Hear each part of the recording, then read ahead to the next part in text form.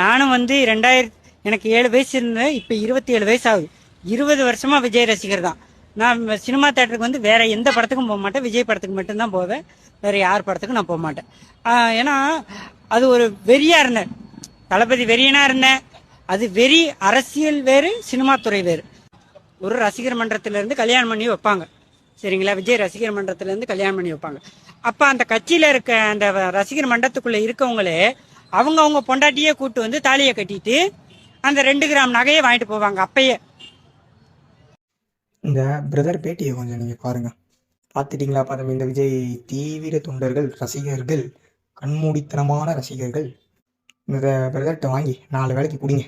அப்போ தான் உங்களுக்கு இந்த படித்தா கூட அவர் எப்படி ஒரு படித்த அந்த மாதிரி நல்லா இதாக பேசுகிறாப்புல. அவரும் உங்களை மாதிரி தீவிர விஜய் ரசிகர் தான். ஒரு படம் கூட விட மாட்டார், விஜய் படத்துக்கு மட்டும் தான் போவேன்னு அவரே சொல்கிறாரு.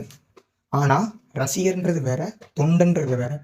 அதே மாதிரி தான் நடிகன் வேற, தலைவன் வேற. ரெண்டுக்கும் வித்தியாசம் தெரியாது. பேசிய பிரயோஜனம் கிடையாது. அவர் கேட்டது எந்த ஒரு இதுவுமே இல்லை. ரசிகர் மன்றத்திலே அவ்வளோ ஒரு ஊழல் நடந்துச்சுன்னா இப்போ கட்சின்னு ஒன்று வந்துட்டா அதில் எவ்வளோ ஊழல் பண்ணுவீங்க? கட்சி வரதுக்கு முன்னாடியே சீட்டுக்கே இவ்வளோ ஊழல் பண்ணுறீங்க.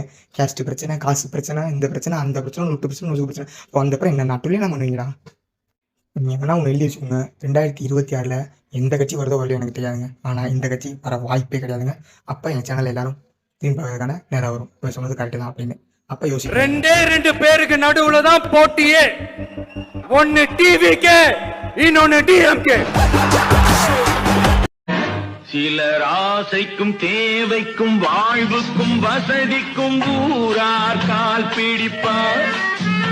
ஒரு மானம் இல்லை, அதில் ஈனம் இல்லை.